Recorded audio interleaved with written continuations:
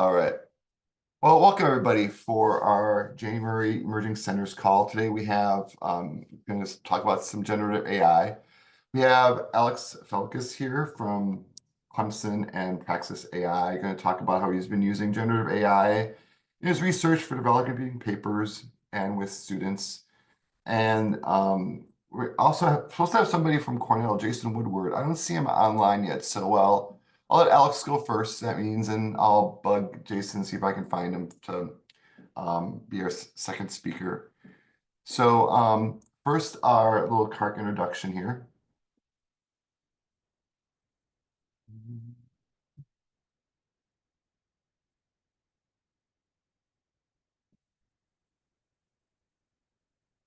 All right, so CARC is the Campus Computing Research Computing Consortium. And we are an organization that advances the frontiers of research by improving the effectiveness of research computing and data professionals, including career development, visibility, and then helping to improve their ability to deliver services and resources for researchers. CARC is a kind of wide-reaching organization. It's all volunteer. We have a bunch of different kind of areas of work that we do. You are currently in the People Network. We have 5 tracks currently. We are emerging centers. We also have interest groups that pop up from time to time to work with communities of interest like EPSCoR and workforce development with students. We also have working groups that produce products. We have had career arcs and capabilities model as part of that. And then we have our operations groups, which kind of ties all this together and puts together a Zoom for us and these slides and templates and all that kind of good stuff, and works on engagement and growing membership. So that's kind of a brief overview of Campus Computing Consortium. Talked about the People Network. We're an inclusive community for campus professionals who support research, computing resources, and the researchers that use them. We have, like I said, 5 tracks based around these facings that we've come up with: researcher facing, systems facing, data facing, and then strategy and policy facing. Emerging centers is kind of the black sheep of the group in a way, because we don't really have a facing. We're more focused on centers that are growing or just starting out. And so like a community for kind of smaller research computing departments. So with that said, any questions before we get started? Great. So again, first speaker will be, let me see, I can stop my share. First speaker will be Alex Feltus from Clemson University and Praxis AI. Alex, take it away. Okay, everybody. So yeah, can you see this okay? See my screen okay? Looking good. Okay, I'll just not worry about presenter mode. So I'm Alex. I'm a professor at Clemson. I've been at Clemson since 2007. I've been doing computational biology work and wet bench work for about 30 years now. I'm in the genetics biochemistry department at Clemson. I'm also part of a cross-state collaboration with a medical school in Charleston, MUSC, in the data science informatics program. These are relevant things to what we're talking about. There's an AACU Institute on AI teaching pedagogy and curriculum. And I'm part of that. It's kind of a campus team. I'm a faculty guy on that team. So I'm working at understanding what's going on at the university level with AI. I started a company. We just did our 5th year, or actually back in October, we had our 5th year of existence at Praxis AI. And this was a company that I founded with another fellow named David Clark to be able to do my PhD training and teaching, and really trying to democratize it and scale it up outside of my university. We just won some major awards today too. And I also was a former PI of the CARC project. Jim Bottom was the initial PI, and I took over the reins after he retired again. Jim retired more than anybody I've ever seen. I think he's actually retired now. If you don't know Jim Bottom, he's a wonderful person. So what I want to talk about today is just how I'm using generative AI in my research enterprise. I just finished teaching an advanced medical bioinformatics class where I'm teaching, but we're doing research. We're going to write a paper at the end of the semester. So this concept of separating education And research to me doesn't make a whole lot of sense in the second quarter of the 21st century. So I'm trying to drive that. So generative AI, I'm sure everybody's heard of ChatGPT, right? Well, not everybody. I'm surprised sometimes some people have never even heard of this stuff or they moved on. But generative AI is really, it's been around for a while, right? I use it in my research. I'll show you this in a second. But this is a way to take, information, learn how the information is exists, find the patterns in it, train on it, and be able to synthesize new things. And I'll show you how we're doing some of this with DNA data for privacy issues. But generative AI generates new content, right? And so from a person in the lab or from a teaching perspective, everybody knows how to get information with a Google search. It's very difficult. I've noticed since really before COVID that a lot of, even for coding things or biology things, Google is becoming really, it's so diluted, it's almost impossible to find anything. Plus there's so much, commercial activity going on. Generative AI is a very powerful tool to get information. And I just don't even use Google anymore unless I'm trying to find a slice of pizza, right? Tools for doing generative AI, ChatGPT, Microsoft Copilot, those other ones. And my company, Praxis AI, has a whole middleware with all the security baked in for FERPA and HECVATS and all that kind of stuff. We can make digital twins, and we are a Swiss Army knife for an adapter to adapt to any large language model of the choice, be a local model or commercial model. And we have credit systems to do all that kind of stuff. Anyway, so generative AI I use in my teaching, just want to shout that out, but I'm also heavily using it in my research. Here is some of the research that I've done recently. I've used generative AI before, like, the ChatGPT type, chatbot type stuff that came out. We use GANs, and now we're using diffusion models to be able to learn the complex multidimensional expression patterns and like a normal breast tissue, and then how it's changed inside of a breast tumor. But these are some of the things that we use. I use generative AI. I also use machine learning and things for what we're doing. But we have quite a bit of experience with this. And so I was trained as a biologist. I'm a geek and learn how to self-train bioinformatician. People my age are like that. But I work with computer engineers, computer scientists, geneticists, bioengineers, people like that in my lab. And so I have a very interdisciplinary lab, and we are learning to speak more AI than statistics. I know that there's there's a lot of overlap with that, but we're using it because it works so well. This is the kind of stuff that we do. I'm not going to go on and on about my research. I'm happy to, if anybody wants to do that later on. But this is a kind of the way I look at biology, and the way the AI is looking at it too.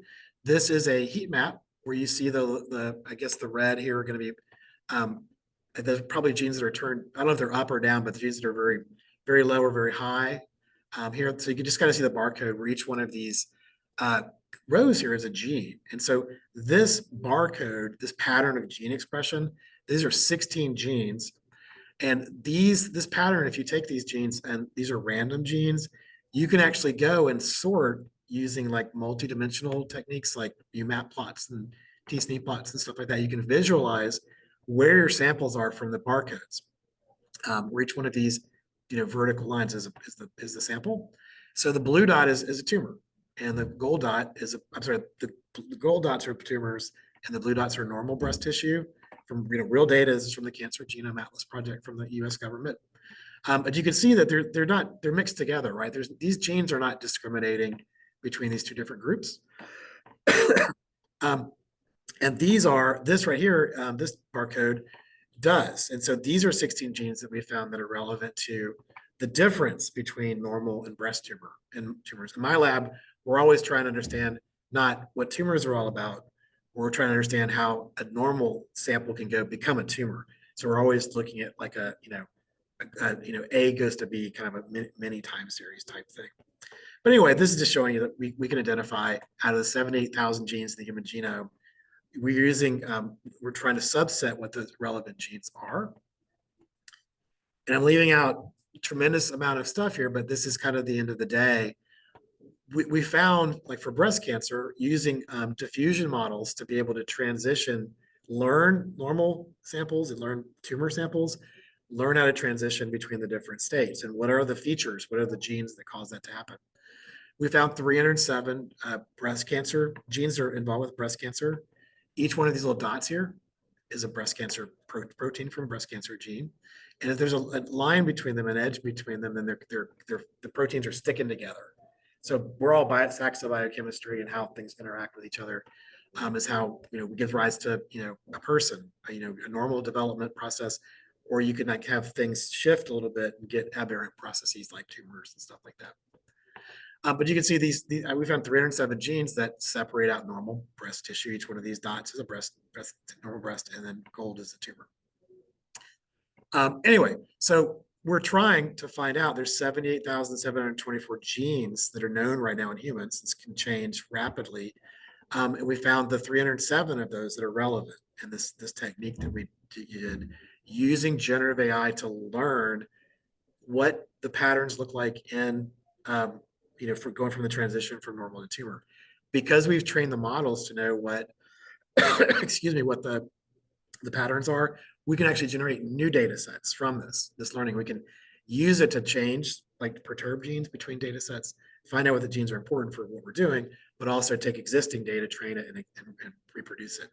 A goal in my life before I die is to be able to take protected, semi-protected human data, like that's under data use agreements from the NIH. We make new data, be able to, open source it if I can get the NIH or some foundation to agree to this, and be able to bring it to my classes so we can be doing cancer research in my class. We can learn computational workflows and discover the cure for cancer at the same time, right? I'd much rather I'd like for cancer to go away. I don't care who discovers the cure for that. Anyway, so I use generative AI to learn and generate new data sets. And we also trick it to be able to find out how states of transition between different, between normal and tumor. This is an emerging centers call, right? And everybody in here should be computational. This is from an NIH grant I just submitted to do this work.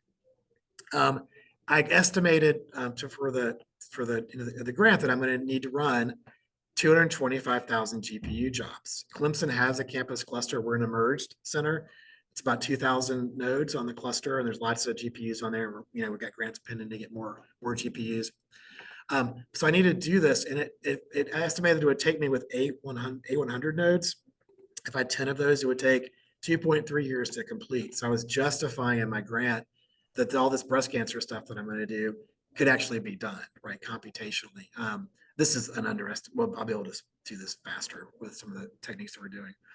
But anyway, this is the reality of doing AI biomedical research. Is it takes a lot of very expensive hardware, with people that know how to run the thing and be able to do this. Everybody that's doing biology right now needs to be able to do this kind of stuff. Needs to be able to maybe not understand the details, but be able to get GPUs and run their compute jobs. Because otherwise, if you ran this on CPUs, right, I don't know how long that would take. Probably maybe a century. I have no idea. So this is, potentially, if we're lucky and we worked hard, those 307 genes might be relevant to breast cancer. This is really impactful kind of research. Just to mention this, so another use of my generative AI I'm doing is in the classroom, and this is from my company. We have the ability to make digital twins. It's all secure, and there's IP vaults with RAGs that nothing gets out into large language models, all that kind of stuff. But I made a custom co-instructor. Prometheus is what I called him. This is Prometheus, generated by generative AI. It was just a persona of me, but as like an intergalactic, geneticist who goes to planets with DNA on it and tries to find out where that DNA came from, trying to find out where DNA originated in the universe. Which I'd love this job. If maybe we'll get the starships will allow me to do all that stuff I envisioned when I was a kid. But anyway, so this is a generative AI, and just to let you know, in my class, I use generative AI in my bioinformatics class at 100 students. I've been doing this for 2 years now, and I see this in my classes, but also collaborators through my company, and also collaborators from my academic hat. 100 students. Prometheus is my explicit co-instructor in my class. Because everything's validated. Prometheus is right 99% of the time. I'm right 92% of the time, probably, when I'm talking in the class. The students were asking about 1,000 questions a week, 100 students. They were doing this because I forced them to get the grade to use generative AI. And once they started using it, they're starting to trickle out of the Google search when they're looking for information. And so to me, the research assistant, teaching assistant as a service, I use Prometheus, the same one I use in my classes in my lab, where we load up compendia of information about a topic that can be really weird, mixed stuff, and we can actually draw information from that compendium and mix it together with a large language model. Everything we do with our middleware checks everything and validates resources and stuff. And I haven't seen Prometheus hallucinate in months and months and months and months. It works really good, so it's very trustworthy. So just as a so the generative AI is really powerful for generating data, for doing it, the genomics, bio and medical, computational biology stuff that we do and that I teach. It's very good at, I teach how to use those algorithms, but also have the generative AI co-instructor, Prometheus, be able to help guide the students down the path of learning how to do this stuff, right? Helps them with their writing the code and stuff. And I've been able to teach those hundreds of biologists. I don't know if anybody is a biologist or they know biologists. Biologists, if you say, I'm going to teach you how to use a supercomputer, they don't even hear what you said 99% of the time, right? So you start to teach them how to do stuff and they get really mad at you. They hate you. I don't know code. I'm not a computer person, blah, blah, blah.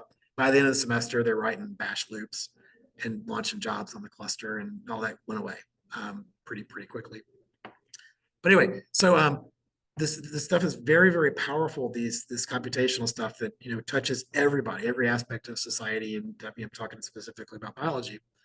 But one thing is the prompt engineering, like how you ask questions, which is what I teach explicitly in my class now with research outcomes, is you can do lots of stuff. Like I have a colleague, Stephen Bryant, who is he's a finance guy. He's like a Silicon Valley banker kind of guy, really smart guy. And everybody I met in Silicon Valley has some side gig where they're like studying black holes or the future or whatever. He likes to study Einstein's equations. There's a couple of like holes, and I don't know much about this. Maybe there's some physicists on here that understands this better than I do. But there's a couple of holes in Einstein's special theory of relativity equations, which the physicists call outliers, right, from the equations. So the equations don't perfectly match everything the way I understand this. And Stephen went through and took all the equations and everything, dumped it. This is in ChatGPT, and asked it if there's any. I think it's called a bounds analysis. Looked if there's any new holes. Found a couple of holes. A banker from Silicon Valley got access to a tool that anybody could get access to, and found holes in something that's been studied by Sheldon Cooper after Sheldon Cooper after Sheldon Cooper for years and years and years. And this is past peer review and everything. So he asked this prompt. How he asked the prompt was very important. It was very interesting to me in the paper because he asked the same question, like, is there anything wrong with these equations? He said the same. He did it, found these holes, and then he said, do the same experiment, but do it starting with Einstein's special theory of relativity paper, and he couldn't find the holes. So it went into like some weird, conventional wisdom mode and couldn't find it because of the way he started to search with generative AI.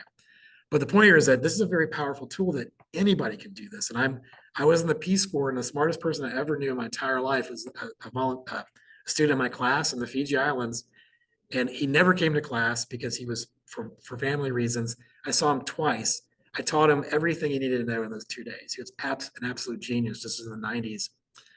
I want Honore and people like him to have access to this kind of tools so he could just be solving all the world's problems, through Starlink in the middle of nowhere, right, to do this. But this is research done by a banker. I have now taken, I do a lot of biohackathons, which is an interesting leap for a lot of biologists to teach them how to do, problem solving. In the hackathon method, everything we're doing is computational. So it's kind of an overlap with a traditional computer science type hackathon. But my hackathon now I just did this. Finally, I think I got it ironed out. It was very effective where it's prompt based. So I have the hackers, however we form teams or whatever, right? They go through and they get their background reading and stuff through Prometheus, through the generative AI, and they're doing research. They're learning what some of these things are. And I orient the beginning of the hackathon with these prompts. And the prompts actually go through. I have a kind of a system here where it's like, disease X or phenotype X is what you're trying to understand. You're trying to understand the genetics of it. That I say, find something you care about, Like, I kissed my father on the forehead right before he died of lung cancer, right? I want to get rid of lung cancer. I asked the students to find something in their lives that they really care about, so they're motivated. And then I say, well, take that phenotype and let's figure out what's causing it. Swap it out through prompts where I have explicit prompts and swap out X for whatever the phenotype is. And it helps to understand, at least frame the research topic. I'm finding in my lab, we're in the early days of generative AI in research, like using the co-instructors, the Prometheus type, ChatGPT type stuff. I'm seeing that I can ask for hypotheses that are really good. I'll say, here's a bunch of data, or just here's what I'm trying to do from a prompt engineering perspective. Give me hypotheses that I can test.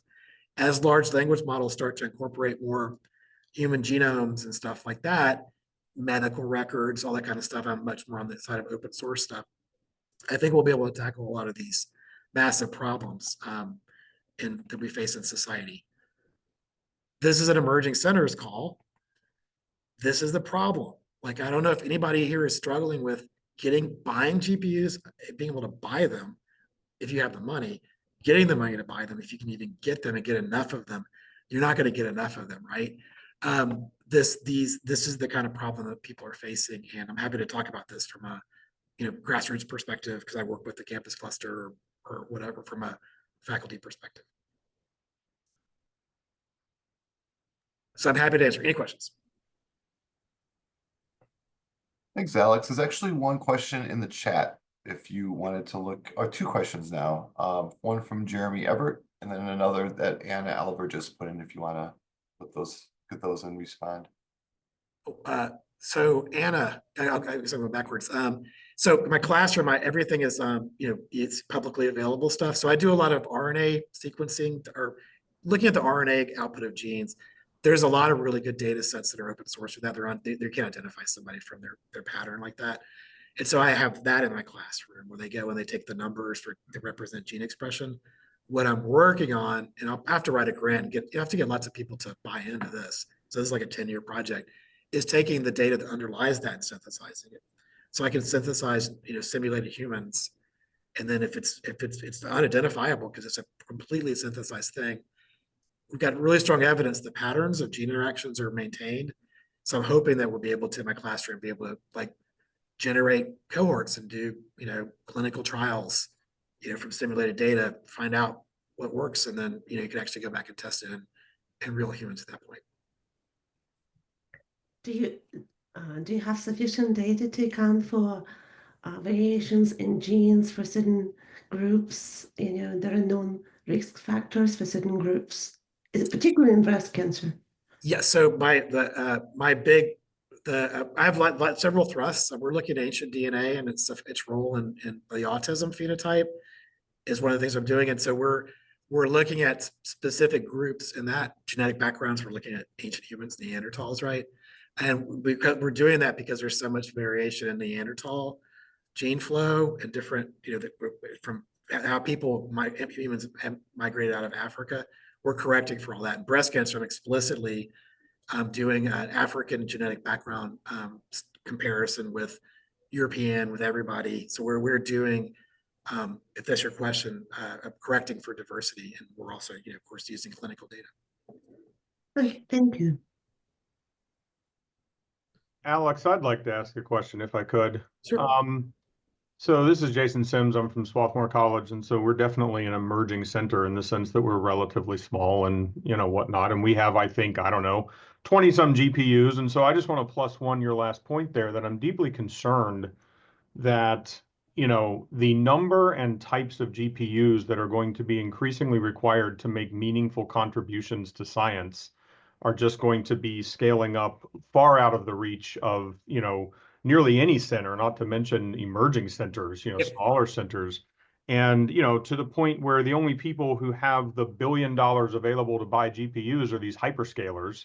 Yep. And, so I'm like, obviously I don't really have a solution to that issue, but it concerns me from a standpoint of open science, because if the only place where you could reproduce the workflow that you've done is with Meta or is with AWS or is with Apple or whatever it may be, questions about the reproducibility and the shareability of these things come to mind. And I don't know what your thinking is along those lines. So I've always been a big proponent of, things like this, like HARC and things like that as a biologist. The democratization of it, if you have to build your large language models, the end user could use, Prometheus, ChatGPT, or already built models today. If you're trying to build models, that's where Access comes in. That's where Open Science Grid comes in. I don't even know what the National Research Platform, out west is. There's been initiatives to do this, and I'm actively working with lots of schools, especially like tribal colleges and HBCUs, on getting students access to existing resources like that. So this is whatever, who cares anymore?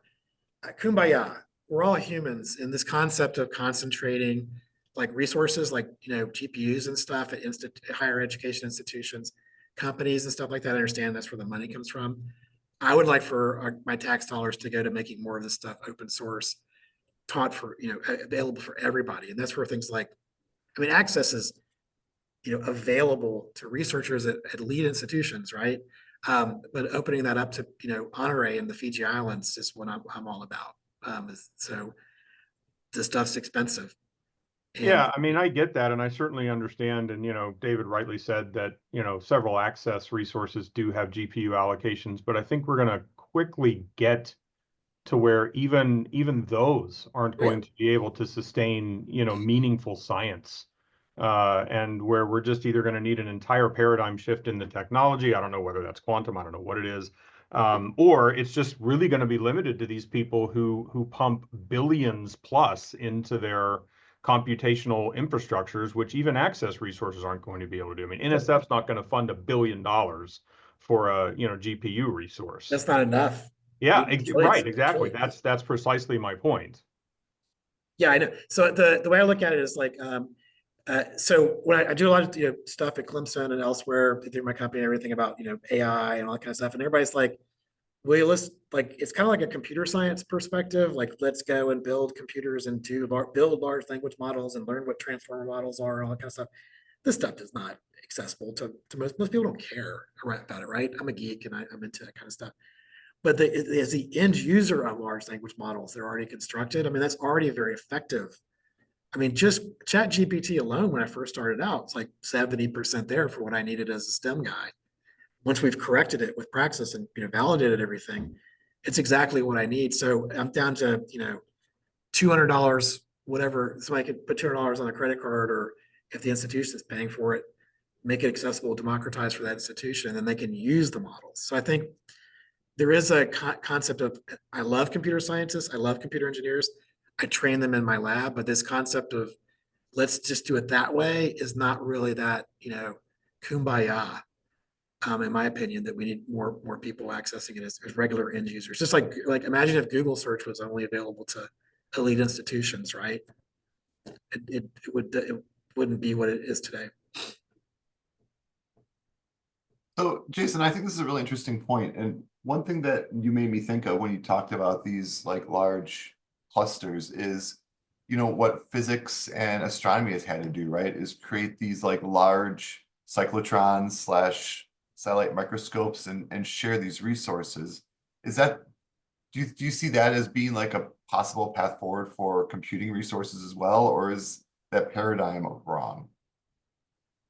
I think, I don't know if you're asking me, my knee-jerk reaction is to say, yes, I would love to see that. But again, the idea of a publicly shareable resource like that still requires somebody to initially fund it. Yeah. And at the scale that we're talking about, right now, computational resources are increasingly clustering with AWS, Google, Meta, these kind of things. And what is interesting, I did see a presentation at one point from a DoD guy who said that one problem is that a lot of these companies are even now starting to design their own hardware. So they're even starting to excise, the Intels, the Broadcoms, even to a certain extent, NVIDIA's, in favor of their own homegrown stuff. And that's just going to exacerbate this problem of, open science. Because again, if you're running on hardware that only AWS has, that's going to force all of the researchers, if they want to reproduce that, to go into that same workflow. And And so, yes, I mean, I would say, sure, like the CERN model, the whatever, where you can share time and it's open. Somebody's got to fund that. And at the resource levels that we need, I don't know who that would be. I mean, I think to your point, and my last point on that would be, it would almost have to be a global conglomerate that would come together to do that, because, NSF's not going to do that on its own. The United States isn't going to do that on its own. We really need people to come together in a kumbaya, holistic kind of way to make this a global priority and look at the science and the issues that we could solve with it. I'm not optimistic that we're going to be able to achieve that. Thank you, my brother. Anytime, man. Hey, Alex. I want to clarify. This is a problem I struggle with working with groups like this as a biologist for a long time. Yes, everything you said is absolutely correct, and I completely agree with you. And we need more, we need more Massachusetts green high performance computing center models across for sharing stuff or whatever. But we go to large language models, right? That's the costs are low enough where people can afford it. My textbook fees pay for the credits for the students, right? I make no money at Clemson due to conflict of interest issues. But the end user using large language models, that the cure for cancer is there, and that's enough for me. Not everybody needs to be a computer scientist or an emerging centers, person or whatever. That's a critical component to everything. But it's also, you can do a lot of discovery without spending $1 billion building a data center. You can use the commercial internet and access existing large language models and get a lot of work done. And that's what I really, as the priority of evangelism for me, is use the darn thing and see what it's capable of. Just like I'm sure there was holdouts for, Google search. It took me a while to do Yahoo catalog, like when all the internet started up, right? When I started using it, oh, there's no end in sight, right? And now the no end in sight just got even further away with this AI stuff. So end users can discover stuff without building any systems. It's stuff that already exists. Hey, Alex, could you scroll back and address Jeremy Everett's question? I think it's really good. He's asking about the digital twin making suggestions about the lessons and what it might take to get that at a local institution. Is it digital making? Is this as a digital twin making suggestions? Exactly. Can somebody just ask me the question? So Alex, the question in my mind, I think about how I write code now. I drop in a comment saying this is the block of code that I want, and then Copilot gives me the whole paragraph, and then I evaluate that block of code saying, is that right? How long do you think it's going to be before your friend Prometheus is actually giving the lectures and you're just sitting in the back taking notes about like, hey, next time address this? Well, so definitely, I mean, the concept of AI, as a threat to jobs is real, right? It's a very real thing. But so I've been doing this for a couple of years now, right? Yeah. When it got turned on, and I've found that I think I've been doing this long enough to see this. I'm always a facilitator. Professor is a facilitator, right? In the research lab and in the classroom. My ability to facilitate now touches everybody in the classroom. I use Discord for communication, and then Prometheus is a professor in the pocket for everybody. And we engineered it so it's trustworthy and all that kind of stuff. And it's fun, whatever. I guess it's fun, the thing.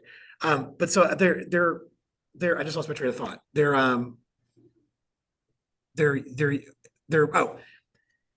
I teach biologists how to write code. Bash and Python are the things that I focus on, right? Right. And so they're starting from not knowing what a file is. And I still have people, I think they don't really understand the concept of a file. They've never built a computer, but they have no idea what any of this stuff. I don't know what CPUs are and stuff like that.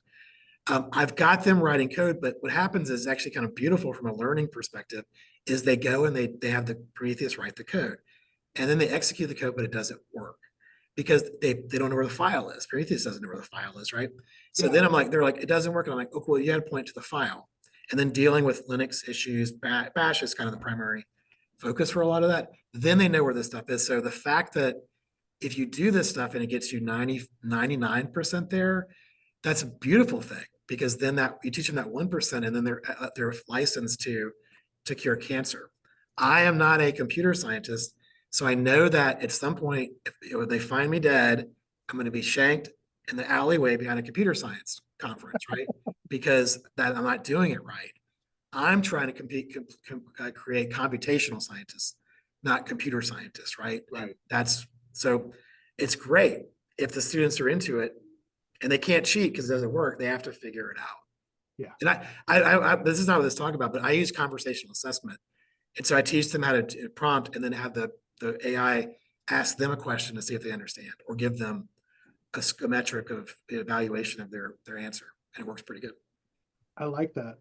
It's really, Yeah. it's great. It's awesome. So if you don't use AI, I think you're going to lose your job eventually. If you use AI, I think you're going to be able to do your job. I think I can do my job 1,000 times better with it.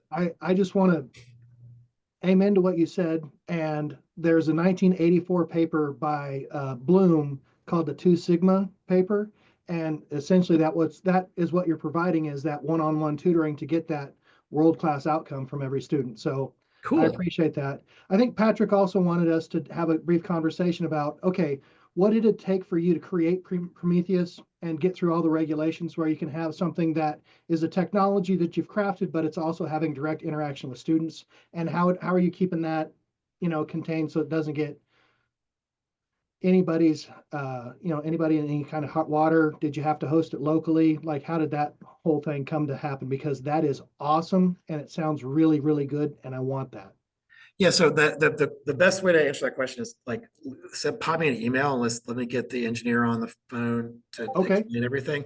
But basically, so the company that my Praxis AI, we started off, I needed labs, virtual machines in my teaching labs. Right. So I worked with a company called Toolwire that then, I was a collaborator with or whatever, and we got labs baked in, and I was able to do genomics workflows and all that kind of stuff. We actually then formed Praxis AI, my partner David Clark and I, and then we had this learning experience platform, which Canvas is a really good management system, but we have a thing with labs and for AI and all this, the stuff I needed to be able to actually teach, because I can't teach with Canvas, but I can teach with the LXP that we have. Right. And so then once all this stuff started happening with the bots, we're like, I'm all over it, right? And all the people engineering the platform are all over it. Everything runs in Amazon, right? We already knew how to do all this stuff. We have this, our instances running in Frankfurt and in the US, so we can do European, African stuff and US stuff. Right. So the engineers, then we start honestly, the company sort of pivoted to focusing on developing this tool. The real driver of it was, I love you all and I hate you all. This group, because you're forcing us to do HEC-VATs and security audits and all that kind of stuff. And I knew I had to have it for my needs from a FERPA, FERPA perspective. But so we've done it, everything as well as we could. We're actually part of the accelerator program with Amazon. So their engineers are helping us too. But we have everything in secure Amazon instances that are you can control it at the professor or the instructor level, institutional level, anything in between. Right, I'd be very interested in doing this from a departmental level. So everything's engineered in Amazon, and we can move it around. And the company Toolwire, which we have all their IP now at Praxis, that they were doing the University of Phoenix. They're having like 200,000 students and stuff. So the scaling part of it was already baked into the concept, and so we already have all the pieces there for it. And again, like I've been doing this for 30 years. The answers that come out of ChatGPT are like 70% there. The answers that come out of Prometheus are 99% there. I say that under oath. Yeah, I appreciate that. But I do want to tie this back to the conversation that Jason had led off. As soon as you said, oh yeah, this is all running up in Amazon, for me I've got 2 directions in my school's name. So there's not a chance that I can get my administration to sign off on getting us an Amazon account. Oh, no. We have a JavaScript installer for Canvas. You just okay. Boom. But I mean, just having the AWS to run everything on the background to support it. We do that. We do all the middleware for you. Okay. Yeah, all that's taken care of. Yeah, we know we're doing. We've been working with higher ed for the people for longer than I was still in 1984. I guess I was watching Terminator. There you go. These guys are still working. I'll follow up with that email and keep the conversation going. I appreciate that. Thank you. It was designed for higher ed. Broke people like me. Yes. Oh, I have my biggest angst is when I don't do much copying anymore, but my chair used to get mad at me because I'd copy like 100 copies. Yeah. Color copies. He'd be like, what are you doing? There's no budget. So I worked with no budget for, except when I have a grant. Yeah. No budget to do anything. Yep. I appreciate that. Thank you. Alex, if I could, I'd like to build a little bit off of what Jeremy was asking there too at the beginning. And one question I have is, to your point, it's one thing to have AI, help students or kind of people who are newer to the field, generate some relatively straightforward bash scripts, let's say, or, relatively straightforward Python. But as things start to get more complicated, and as people say, okay, here's this genomic data set, generate code to analyze it and to spit this out, at some point, they're not going to be able to troubleshoot it with, oh, it's just a matter of pointing the path to the right file. Like, you still need domain experts to be able to verify. Because if it outputs something to you, you still have to evaluate that to know whether that's reasonable.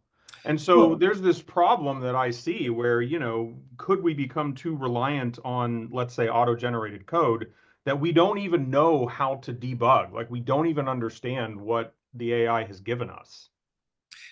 So awesome. I completely agree with you. But we also are dealing with, like, I'm just using the biology domain. A bunch of people don't have any idea how to use a computer other than point and click it. So by opening up that at least cracking the door a little bit, where they're doing some bash and doing the stuff, they're getting the at least the beginning of the basic skills they need to be able to get a job. Everything I do is workforce development now. If you walk into my classroom, you have to trust me as a 30-year expert that I know what I'm talking about. As a 30-year expert, what's coming out of Prometheus, that's the way we corrected everything. I'm happy to give you the technical details on another call. It's better than me. It remembers all that esoteric knowledge that I've built up, technical knowledge, right, for all this bioinformatics stuff. It's ridiculously hard. The best way to kill a party is start talking about what I do at work. Nobody wants to do this stuff. You all do that, right? This allows people to even begin to open that door and begin to start to do things on the command line. I teach everything atomic. I teach command line, grow it into the domain knowledge, right? I don't go from like, here's all everything we need to know about genetics and, the computing. I go from computing into the genetics, and then they're learning the computational stuff while they're learning their genetics. And that's just one domain example. Did I answer your question, or did I just go off on a tangent? Yeah, no, yes. And I think that is crucial to understand, is that we do need to work from a very foundational level to build up those skills. I just worry about, and this is beyond the scope of this conversation, but I worry about a world where somebody says, okay, write me code to run our drinking water treatment plant, please. And they just plug it in and just hit start, and there you go, so you have people going to work at the plant who don't even know what code is. Right. They need to write code. You have to get people somewhere. Right. Yeah, no, exactly. That's not a problem we can solve, but yeah, I get your point for sure. You're coming from an IT computer perspective, probably, right? Yes, correct. Yeah, and it's a different perspective on things. But look, I'm still sharing my screen. So there's this problem. I'm just going off here. There's a problem with AI. AI is going to destroy everything, remove jobs, Terminator, cheating. I hear this stuff over and over again. Less than I hear people excited about it. Most people are pretty excited about it. But I'm always like, when it starts to go south, where it's like AI is going to cause all these problems, I'm like, well, what about Google? Like, I can go to Google. This is my trusted source. At least we got Wikipedia, so we're actually probably going to get something. Pizzagate, like where people are making up their own knowledge and their own worldviews, and from Google and social media and doing all this stuff. From what I see coming out of Prometheus, because it's validated, and also from just straight up ChatGPT and stuff like that, I'm seeing way better knowledge than what I'm seeing from a Google search. If you try to use Google to solve coding issues, if you're not familiar with coding at all, it's almost impossible to use it anymore, unless you find some website that's got a tutorial for it. I can generate with generative AI what I need to do to be able to teach stuff. And I teach the biologists because I know my biology group. I know how to teach them up into it, right? I'm not just like write code and do all that kind of stuff. And the people that do that, are going to fail. But also, there's so many people in biology who don't even know they don't know what a file is. They've never heard of HPC. They've never Bash, Linux, what's Linux? I have to spend a lot of time explaining the concept of an operating system outside of it from a non-computer science perspective. And once you do it, if you teach it right, and this is what I'm learning how to do with AI, then I can just take people up to where they write code, and then, the turbine spins and everything's fine. But I think the argument of like, we could do something, people could do something destructive with code using these things. Well, if they're not coding anyway, I guess at least they're not destroying things, but we can make things, not destroy things, we can make things better. And I'm doing that I'm teaching people how to do this the biomedical work that I just showed you a touch of. And I'd like to interject. One of the things that we've seen a trend in some of the other CARC communities that I've seen is we touched on that the GPUs and some of these computational resources are finite. And I think that there's an opportunity to optimize how we approach them and the algorithms that we use. And people wiser than me and that are outside of this conference call have also identified that. And part of the grants that we're seeing getting spun up are for some of these research software engineers, so that you can be like, well, this is a project that I'm working on, and I'm going to allow some of my people, my smartest software developers, to be a resource available to the Access community. And so you can actually look on Access's website and pull in not just computational resources, like hardware resources. You can actually pull in domain knowledge from some of the experts across the nation. And utilizing them is kind of what I think this worrisome conversation that's developing, if we really start implementing and seeing that as a definitive path going forward as we implement some of these systems, and we're pulling in generative AI code, is to be like, hey, this is something that I'm looking at implementing. Can I have a peer review? Someone better than me, someone who is dedicated by the NSF, by NIH. Can we have them look at this to make sure that I'm not going to, there's a really a nefarious thing that happened I saw a post about that was for the computer science among us. It was hex code, and it was a bash shell script that would take a hex code, translate it to binary, and then translate it back to ASCII, and it was RF or remove RF star. And so people were echoing this command and like wiping their hard drives, right? So to prevent those kind of nefarious, unintentional hidden codes, I think that's what we'll probably see in the near future, is that's a requirement before you go online with some of these systems. Please remember that there's a whole world of people out there that have no idea what any of those words you just said were. Oh, yes, I do know. Very much so, I know.